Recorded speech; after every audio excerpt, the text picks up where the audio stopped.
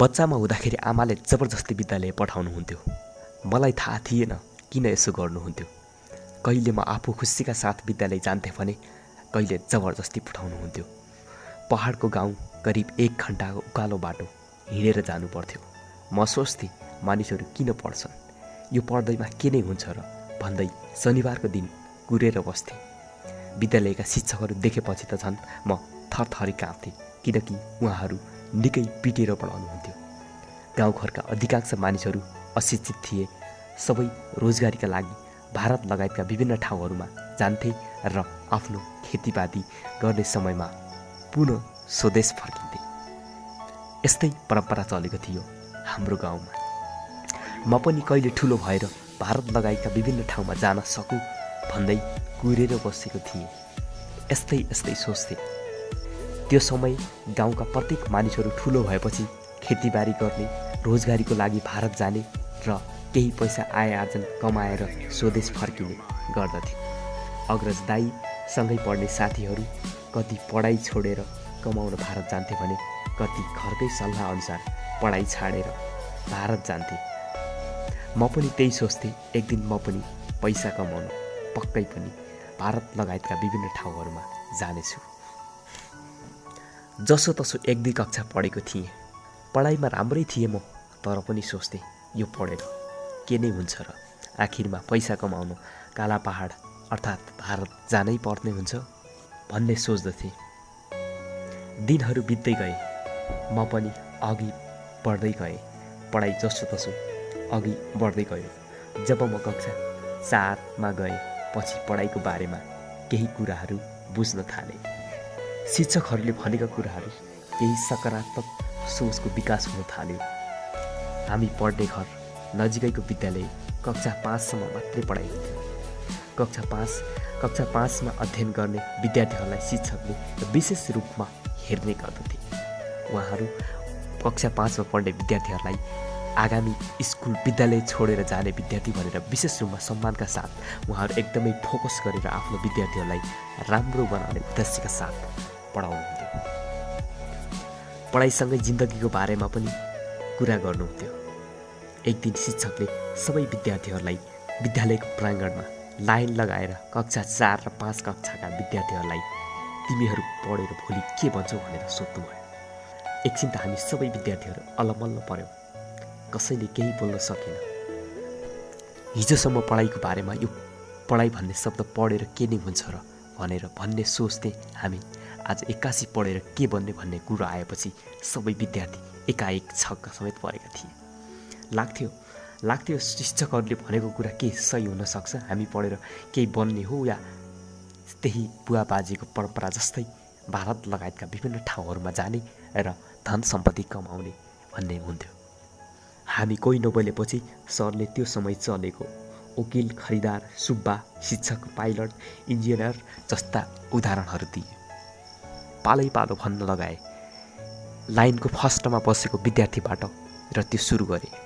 फर्स्टमा बस्ने विद्यार्थीले के भन्ने सोच्दै त्यो सबै विद्यार्थीको दिमागमा पुगिसकेको थियो के भन्ने। शिक्षकले पालो भन्न लगाएपछि हामी भन्न बाध्य भयौँ। कसैले सुब्बा भने त, कसैले खरिदार भन्ने, कसैले पाइलट बन्छु भने त, कसैले अन्य विभिन्न पदहरू भने। त्यतिकैमा मेरो पाला पनि आयो। करिब 4-5 जनाको पछि लाइनमा उभिएको मेरो पालो आएपछि म के भन्ने मैले केही सोच्न समेत सकेको थिइनँ। के भन्ने पहिलेदेखि नै मलाई के भन्ने विषयमा छटपटी थियो। सरको अघि केही पनि नबोल्नु भन्दा पाइलट बनिदिन्छु भनिदिएँ मैले। पाइलट भनेको के हो मलाई थाहा थिएन। शिक्षकले जिज्ञासा मेटाउन भनिदिए मात्र। त्यतिकैमा शिक्षकले भनेको एउटा कुरा अझै पनि याद छ।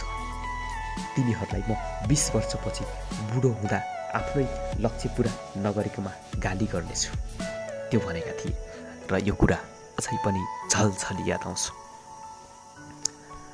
त्यो समयमा आफैलाई नबुझेका हामीहरूले कसरी आफ्नो जिन्दगीको लक्ष्यको बारेमा भन्न सक्थ्यौँ र। समय बढ्दै गयो अघि। मेरो पढाइ पनि अघि बढ्दै गएको थियो। नजिकैको विद्यालयबाट अझ आधा घन्टा माथिको विद्यालयमा कक्षा 6बाट माथि पढाइ सुरु भयो। त्यसै गरी म कक्षा 10सम्म सोही विद्यालयमा पढेँ। त्यो समय एसएलसीको महत्त्व एकदमै थियो। गाउँघरमा एसएलसी पास गरेकोलाई उच्च पद पाए जस्तै गर्थे। कक्षा 10मा त राम्रोसँग पढ्ने र पास भएपछि घर परिवार छरछिमेकका मान्छेहरू सबै खुसी हुन्थे र पास हुने विद्यार्थीलाई त्यत्तिकै साथ सम्मान गर्दथे। उसको नाम गाउँभर चर्चा परिचर्चा हुन्थ्यो। म कक्षा 10सम्म पढ्दाखेरि समाज केही परिवर्तन भइसकेको थियो। कालापहाड जाने हाम्रा दाजुभाइ दिदीबहिनीहरू केही पढाइको लागि सहर समेत पस्न थालेका थिए। केहीले त जागिर पनि खाएका थिए। घर परिवारले उनीहरूलाई उदाहरण दिँदै मलाई पनि त्यस्तै बन्नुपर्छ भन्थे। म अझै पनि अन्धाधुन्दामा थिएँ। के पढ्ने, के बन्ने, केही थाहा थिएन। बजारको त नाक मुख पनि देखेको थिएन, किनकि म आफ्नो गाउँ बाहेक अरू कतै पनि गएको थिएन। त्यतिकैमा मैले पनि एसएलसी पास गरेँ। कडा मिहिनेतको साथ पढेको हुनाले मेरो एसएलसीमा राम्रै नम्बर आएर म पास भएँ र सोही अनुसार गाउँलेहरूबाट पाएको अपेक्षा मैले पुरा गरेँ। त्यति भन्दै मेरो पनि घरमा पढाइको बारेमा सुरुवात भयो। कहाँ पढ्ने, के गर्ने भन्ने कुरा घर परिवारले सल्लाह गर्न थाले। नभन्दै दाइले मलाई पढ्नको लागि सहर लिएर आउनुभयो। अनि सुरु भयो मेरो सपनाको संसार। तर त्यो बजार मैले सोचेको भन्दा नितान्त फरक थियो। पैसा हुनेको लागि स्वर्ग थियो भने पैसा नहुनेको लागि सपना जस्तै अनुभूति हुन्थ्यो। बुबाको भारतको मजदुरीले चलेको मेरो परिवार म कसरी स्वर्ग जस्तो संसारमा बस्न पाउँथे र? सपना जस्तै अनुभूतिमा बसेरै भए पनि मैले आफ्नो अध्ययन सुरु गरेँ। सहर पसेको दिनदेखि नै अभावमा चलेको जिन्दगी मेरो पाइलट बन्ने सपना त कहिले पुरा हुन्थ्यो र? म कुनै एउटा सामान्य विषय लिएर अध्ययन सुरु गरेँ। त्यो समयदेखि आजसम्म म यही सहरमा छु। पढाइको केही खुट्किलो पार गरेको छु भने अभाव र सङ्कट उस्तै छ। जिन्दगीमा के बन्ने अहिले पनि निर्णय लिन सकेको छैन। तर घर परिवारको आशा अझै मरेको छैन। मसँगै गाउँमा पढेका साथीहरू सङ्गीहरूले केही भारतमा छन् भने केही कतार मलेसियामा छन्। केहीले त बिहे गरे भने केहीले गाउँमै जीवन बिताइरहेका छन् र कोही म जस्तै सपनाको सहरलाई स्वर्गमा बदल्न प्रयासरत छन्। समयले आफ्नै रफ्तारमा अघि बढाइरहेको छ। गाउँघर छरछिमेकले हेर्ने दृष्टिकोण बिस्तारै परिवर्तन हुँदैछ। आमा बुढा हुँदैछन्। बिस्तारै उनीहरूलाई सहाराको आवश्यकता हुन्छ। फेरिको सल्लाह र सुझाव सबैले दिने यो सहरमा सहयोग गर्ने कसैले जानेको छैन। धेरै अभावहरू भएर के गर्नु, धेरै अवसरहरू भएर के गर्नु? यहाँ क्षमता होइन पैसाको परिवार हेरिन्छ भने मलाई त जुन दिन यो सहरमा आएदेखि नै यहाँ बस्नै मन छैन। तर बाध्यताले सपना देख्दैछु, बस्नु परेको छ। फेरि गाउँमा गए आवारा, केही काम छैन तेरो भन्छन्। त्यही सम्झिन्छु र फेरि यतै अड्किन्छु। भित्री मन दुखे पनि बाहिरी मन हँसिलो बनाउँदै बजार जाने गरेको छु। उपलब्धि जहाँको त्यही छ। आँखा र मनले त कहाँ कहाँ डुलाउँछ, तर हिँड्नलाई पैदल खुट्टाले के गर्नु? विदेशको सपना पनि नदेखेको होइन, देखेर के गर्नु? तर विदेश पनि तिनै सहरलाई स्वर्ग मान्नेहरूको लागि मात्र रहेछ। न त मैले राम्रो विषय नै अध्ययन गरेको छु, न त मसँग राम्रो सिप नै छ।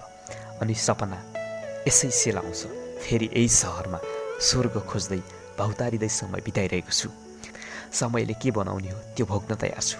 मान्छेहरूले भन्ने गरेका छन् जिन्दगीमा देखेको होइन लेखेको हुन्छ भनेर। मेरो जिन्दगीमा के लेखेको होला खै? यो भविष्यले थाहा दिन्छ होला। र त्यो भविष्य पनि यही समयको हातमा छ।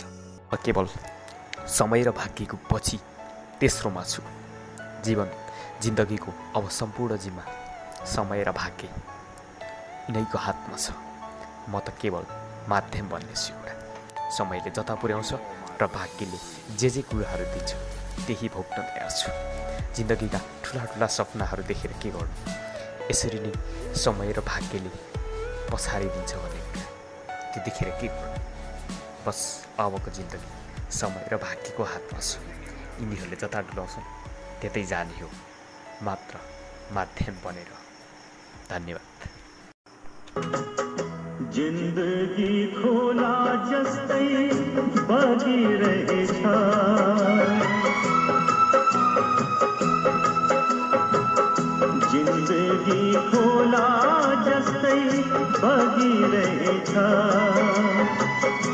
अतृप्त प्यासली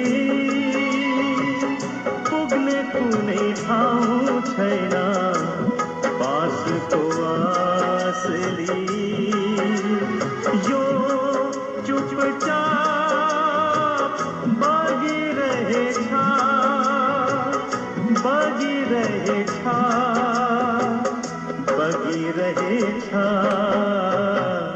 जिन्दगी खोला जस्तै बगिरहेछ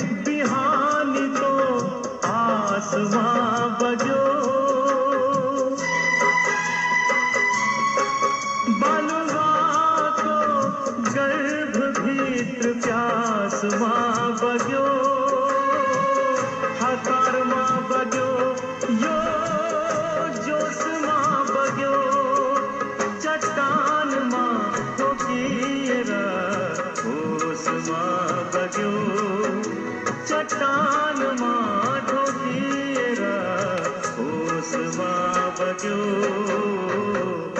जिन्दगी खोला जस्तै बगिरहेछ